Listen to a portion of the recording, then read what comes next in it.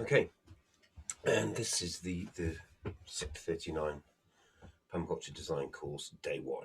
Um, Permaculture is a huge subject.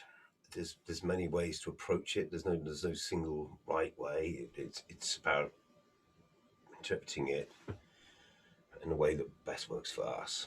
Um, the Sector 39 PDC, we decided to structure it a few years ago around David Holmgren's 12 principles. In some ways, it makes a lot of sense. It's essentially a 12-day course, um, 72 hours, 6 hours a day over 12 days gives you, and the David's principles have a sequence to them. They have a structure. It leads you through, um, through the process, in a sort of in a way in which I feel is memorable or because it's I sometimes think of it as sort of coat hangers to hang ideas on, just to help kind of remember and organise our thinking. At the same time, it doesn't work for everybody, so I don't want you to think that this. I'm not trying to be reductionist about it. I'm thinking about really just a very inclusive way of looking at this. Okay, so um, the idea is there's 12 principles and that they're a sequence, and like the hours of the day, midnight flows into 1 a.m. or 1 p.m. and on the cycle goes. So it's a never ending cycle. Perhaps it doesn't matter where you begin because it has no end, but it begins like this in David's thinking, in David Holmgren's thinking, and um, this is how I've taken it on board, and this is how I like to teach about permaculture. And so let's begin with principle one, and let's start off by saying permaculture is not a belief system. It immediately begins from um, the point of view of observation and experience. So, the first thing that we're asking of you and challenging of you is to begin to draw on your own experiences and observations that you've made and test some of those ideas out. By interacting, we mean, try it out. See what happens if you just push it over there a little bit, or what happens if you look at it from a different angle. Let's test our own observations in a scientific way. Experiential learning is something that we're looking at.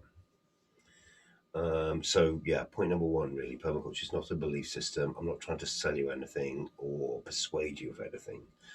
What I am interested in doing is finding common ground, finding the areas where we have strong overlaps, and perhaps where therefore we can build on those overlaps, on those shared observations and experiences, to build a strong consensus, find ways forward, observe and interact.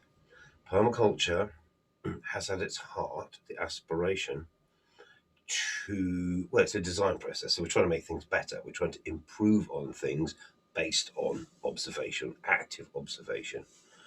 So it's a design process, and we encouraging us to ask questions. So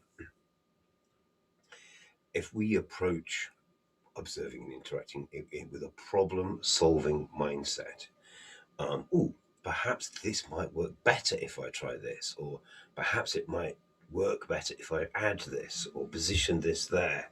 That kind of approach. Um, so the next thing perhaps we need to say about observe and interact, though, and is this saying I also like the way that David presents each one of his 12 principles in a different way, from three perspectives. He has a statement, which sort of that something that resonates perhaps with your scientific rational mind. Observe and interact.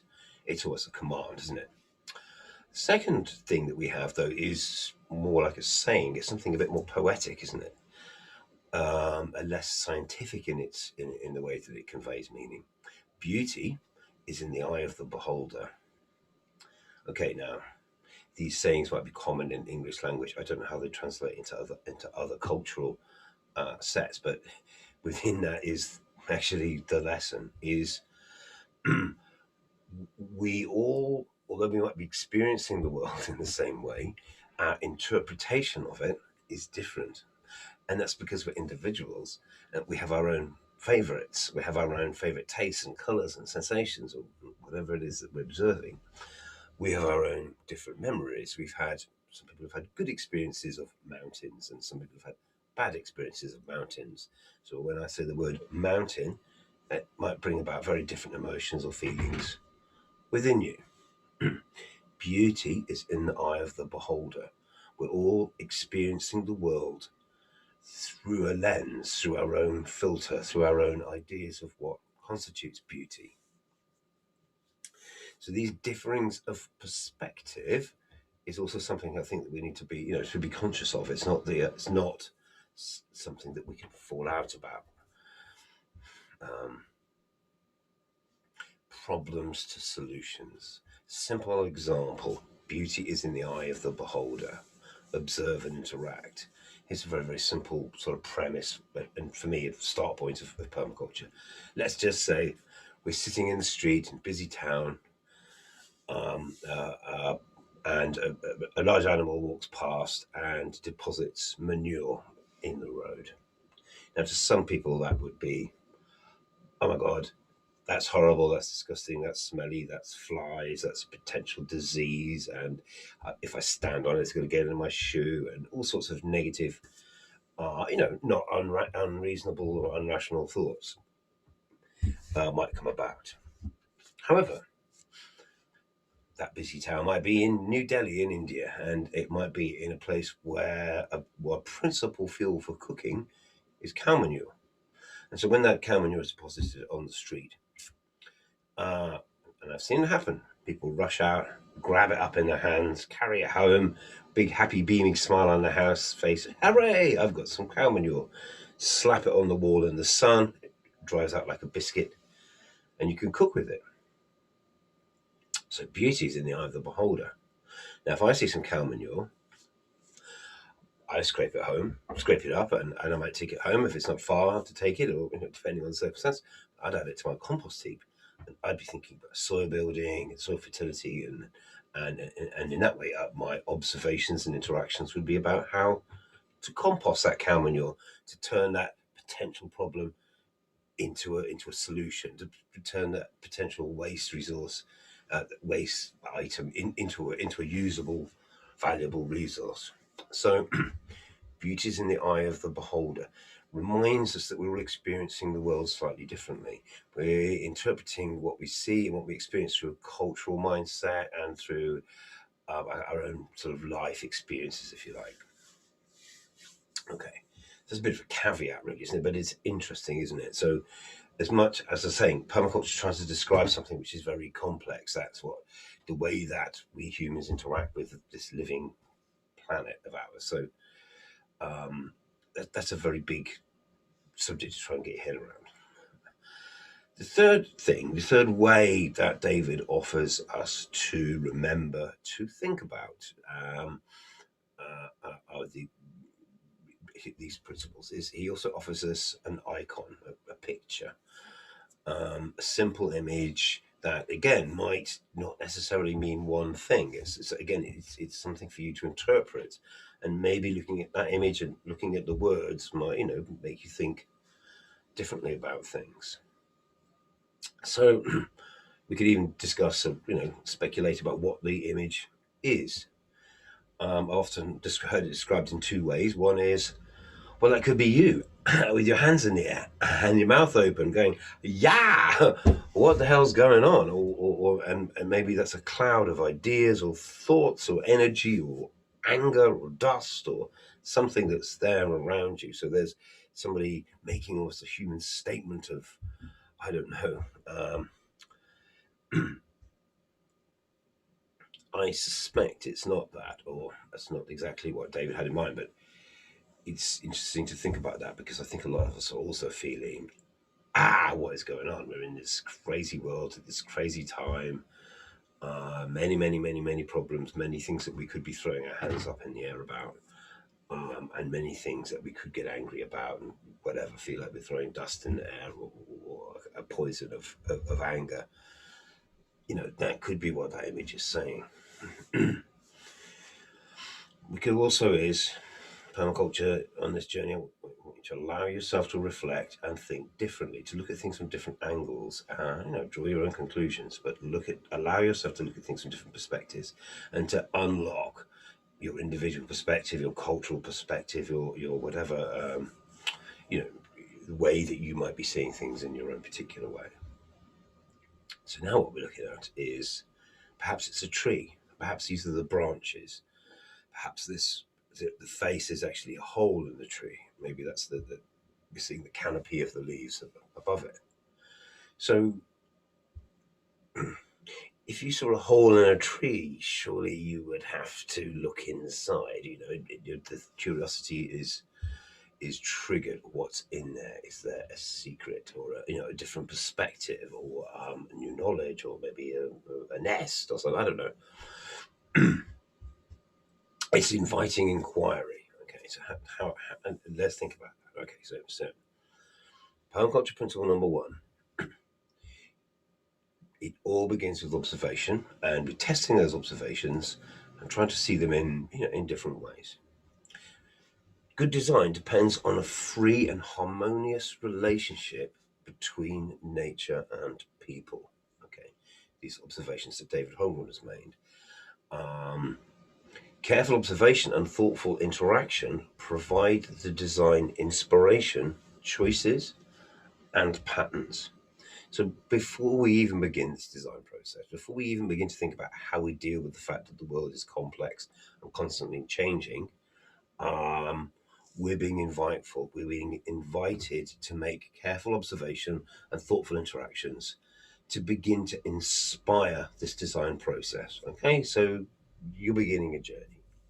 Good design is not something that is generated in isolation, but through a continuous two-way interaction with the subject.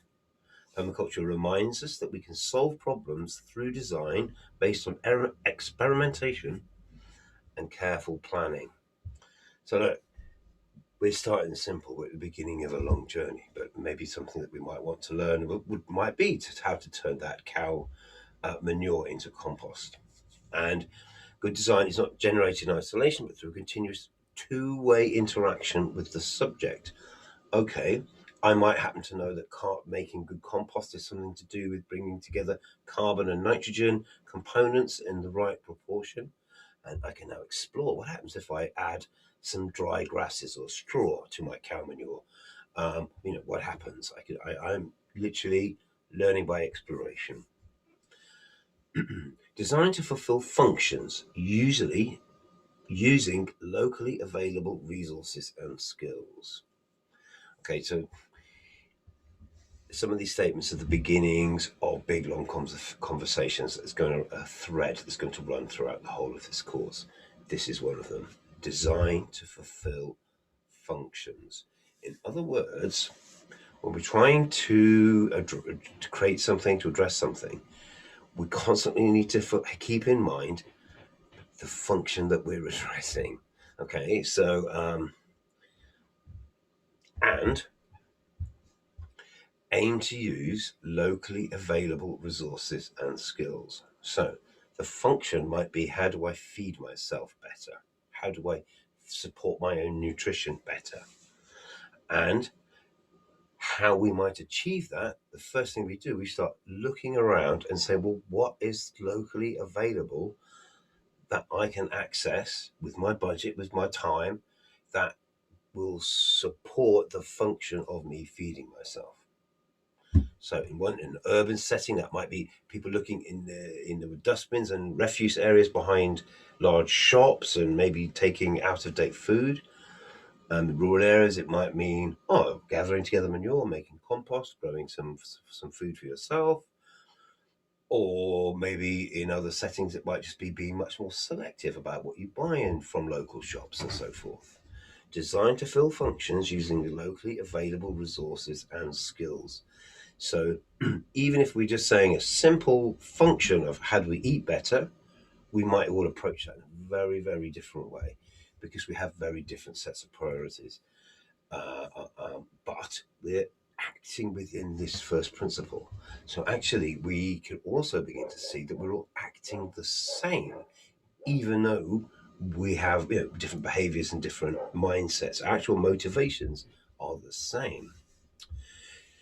The proverb "beauty is in the eye of the beholder" reminds us that the process of observing influences reality, and that we must always understand that truths and values vary as to who is doing the observation. Okay,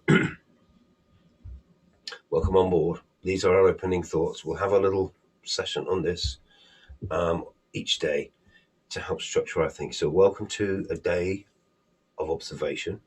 A day now, this is an open ending process. I'm not saying this ends at the end of the day. This begins now, and this is a process now that I want you to keep thinking about going forward.